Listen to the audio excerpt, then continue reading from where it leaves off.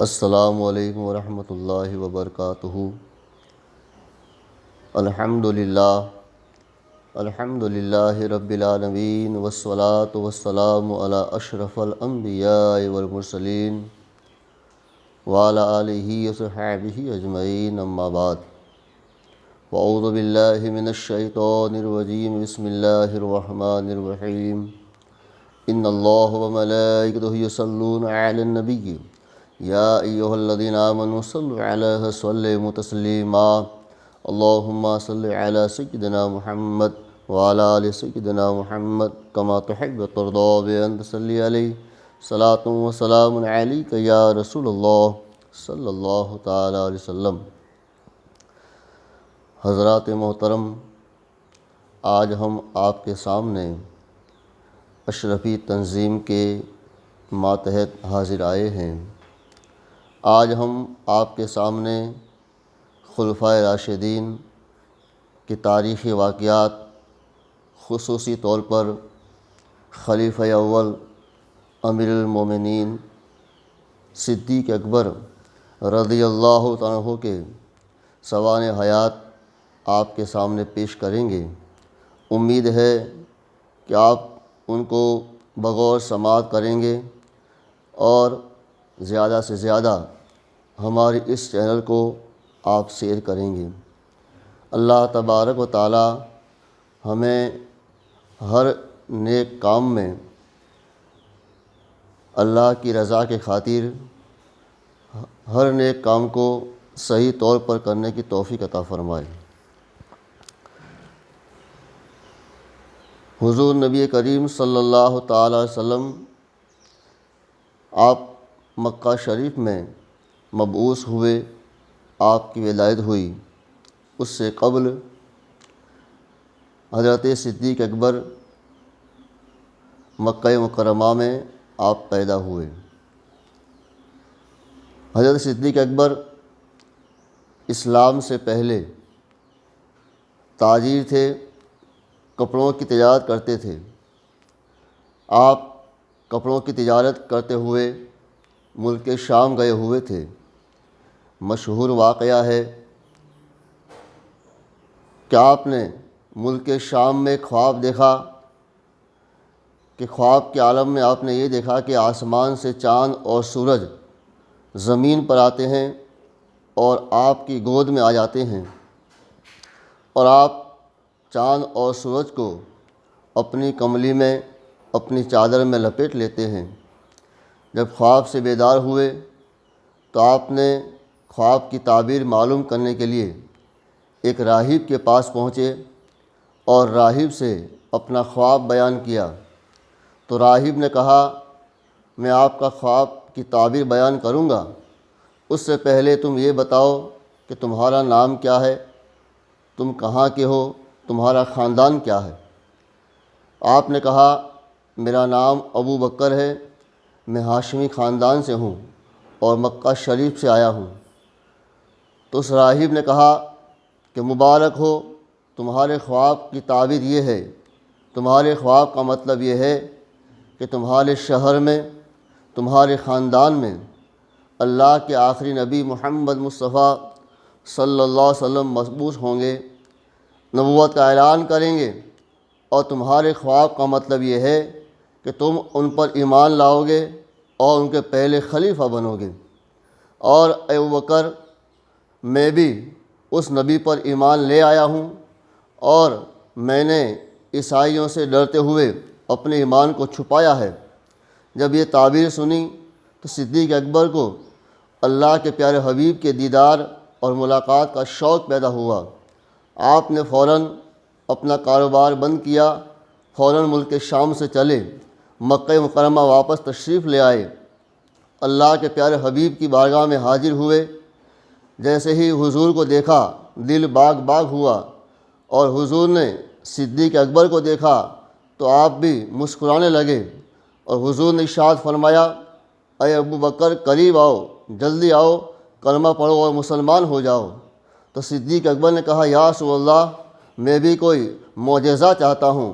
تو حضور نے ارشاد فرمایا، اے صدیق اکبر، ملک شام میں تم نے جو خواب دیکھا اور اس خواب کی جو تعبیر بتائی وہ میرا ہی معجزہ ہے، وہ میرا ہی معجزہ ہے۔ تو پھر آپ نے یہ معجزہ دیکھا، آپ نے کلمہ پڑھا، اشہد ان لا الہ الا اللہ وحدہ لا شریک لہ واشہد ان محمد عبدہ ورسولہ، آپ کلمہ پڑھ کے مسلمان ہوئے۔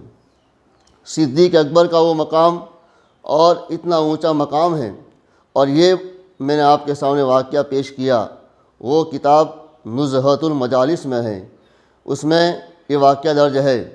اس کے ساتھ ساتھ مشکوٰۃ شریف میں حدیث پاک میں آتا ہے کہ ایک مرتبہ عائشہ صدیقہ اللہ کے پیارے حبیب علیہ الصلاۃ والسلام کے ساتھ کھلے آسمان کے نیچے حضور کے پاس تشریف فرما تھی۔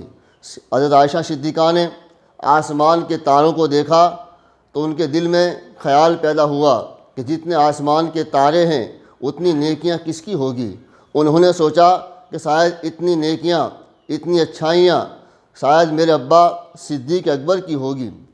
تو یہ خیال کرتے ہوئے عائشہ صدیقہ نے حضور سے پوچھ لیا کہ یا رسول اللہ، یا حبیب اللہ، آسمان پر جتنے ستارے ہیں، آسمان پر جتنے تارے ہیں، اتنی نیکیاں کس کی ہے؟ اس کے جواب میں اللہ کے پیارے حبیب علیہ الصلوۃ والسلام نے ارشاد فرمایا، اے عائشہ، جتنے آسمان پر تارے ہیں ان تاروں کے برابر نیکیاں اگر کسی کی ہے تو وہ تو فاروق اعظم کی ہے، فاروق اعظم کی ہے۔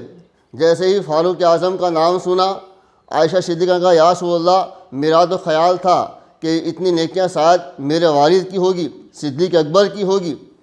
تو صدیق اکبر کی نیکیاں کتنی ہیں؟ تو حضور نے ارشاد فرمایا، اے عائشہ، فاروق اعظم کی ساری نیکیوں پر صدیق اکبر کی ایک نیکی بھاری ہے، ایک نیکی بھاری ہے۔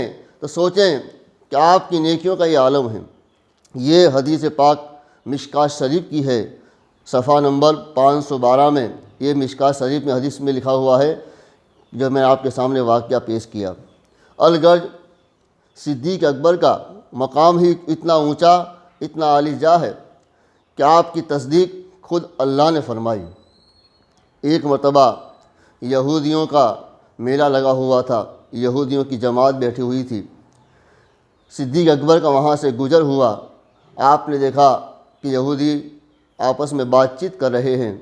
آپ وہاں گئے اور آپ نے اس یہودی کے بڑے انسان سے کہا، جس کا نام فخاس تھا، کہ اے فخاس، تم اللہ کو مانو، اللہ کی عبادت کرو، تم نے توریت میں پڑھا ہے، اگلی کتابوں میں جانتے ہو، اللہ کے نبی پر ایمان لے آؤ، اور اللہ کے ساتھ تم قرض حسنہ دو، اللہ کے ساتھ اچھے کام دو، قرض حسنہ دو۔ جب قرض حسنہ کی بات ہوئی تو اس یہودی نے کہا کہ کیا اللہ بھی ہم سے قرضہ لیتا ہے؟ کیا اللہ فقیر ہے اور ہم مالدار ہیں؟ جب یہ بات سنی تو آپ نے اس کو غصے میں آ کر کے اس یہودی کو تماچا مارا۔ جب تماچا مارا تو وہ سارے یہودی صدیق اکبر کو لے کر کے حضور کی بارگاہ میں حاضر ہوئے اور سارا معاملہ پیش کیا۔ تو حضور نے ارشاد فرمایا کہ اے صدیق اکبر، تمہیں اس کو کیوں مارا؟ تو آپ نے کہا کہ اس نے مجھے یہ کہا کہ ہم مالدار ہیں، ہم غنی ہیں اور اللہ فقیر ہے۔ جب یہ بات ہوئی، اس نے یہ کہا تو مجھے غصہ آیا اور میں نے غصے میں اس کو مار دیا۔ یہ بات سن کر کے یہودی نے کہا میں نے ایسا کہا ہی نہیں ہے، صدیق اکبر جھوٹ بول رہے ہیں، میں نے ایسا نہیں کہا کہ اللہ غریب ہے، فقیر ہے اور ہم مالدار ہیں۔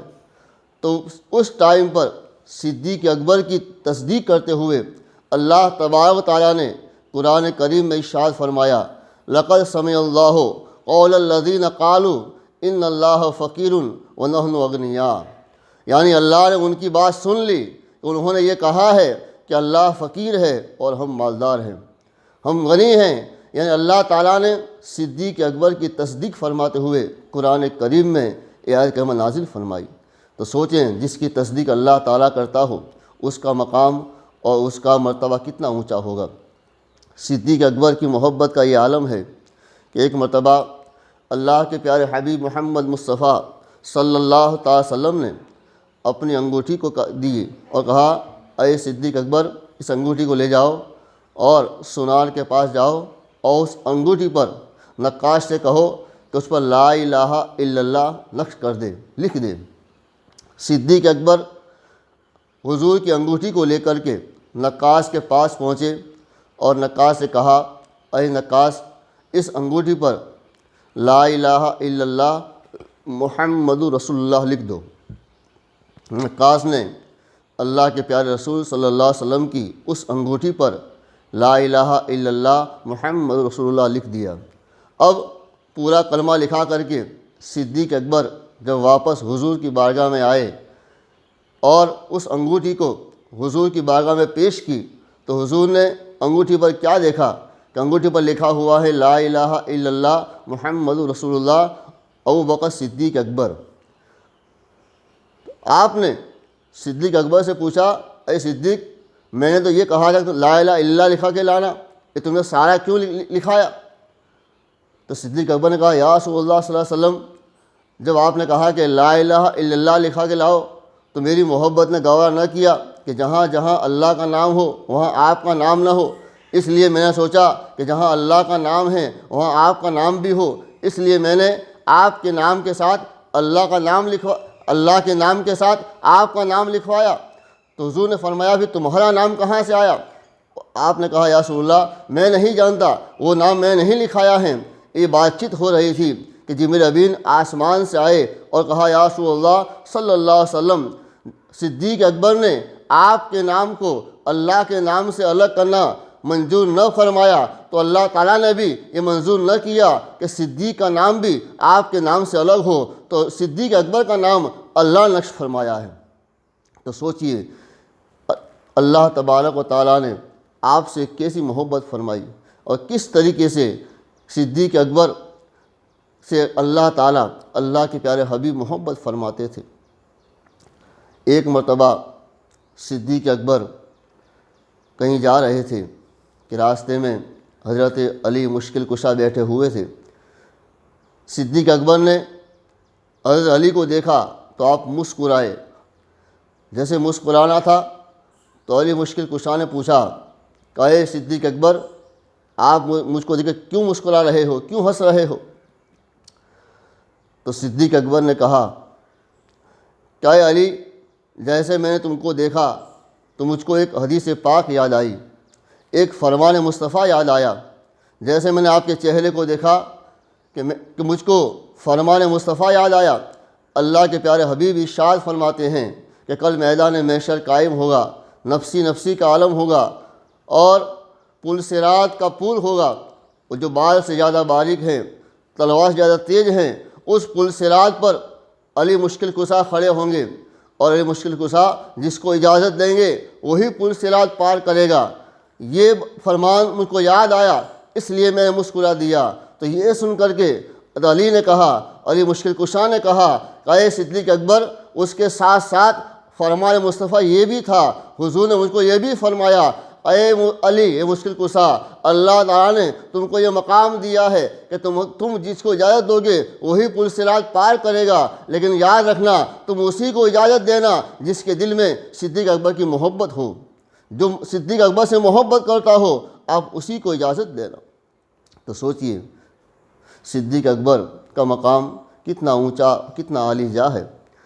آپ کا جب وصال کا وقت آیا تو آپ نے وصیت فرمائی، اور وصیت بھی فرمائی تو حضرت علی سے فرمائی کہ علی مشکل کشا، جب میرا وصال ہو جائے تو مجھ کو نہلا دھلا کر کے جنازے میں لٹا کر کے اللہ کے پیارے حبیب علیہ الصلوۃ والسلام کے روضہ انور کے سامنے رکھ دینا، اور پھر حضور سے عرض کرنا کہ آپ کا خادم، آپ کا غلام، آپ کا دوست آپ کی بارگاہ میں حاضر ہے، آپ کی کیا اجازت ہے؟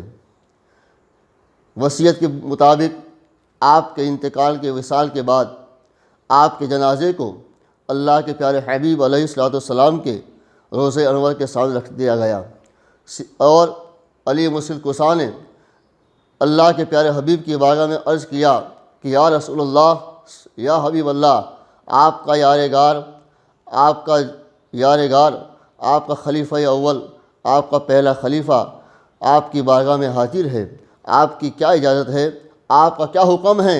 اتنا عرض کرنا تھا، دروازہ خود بخود کھل گیا اور اندر قبر سے آواز آئی کہ حبیب کو حبیب کے قریب کر دو، دوست کو دوست کے قریب کر دو۔ یہ آواز سننے کے بعد آپ کو اللہ کے پیارے حبیب علیہ الصلوۃ والسلام کے قریب میں دفنایا گیا۔ تو آپ کا یہ مقام ہے کہ آپ دنیا میں رہے، زندگی میں رہے، جہاں جہاں اللہ کے پیارے حبیب رہے ہمیشہ حضور کے ساتھ رہے، دنیا میں بھی ساتھ رہے اور قبر میں بھی آپ ساتھ میں ہیں، اور انشاءاللہ حشر میں بھی حضور کے ساتھ ہی میں ہوں گے۔ تو صدیق اکبر کا یہ مقام ہے۔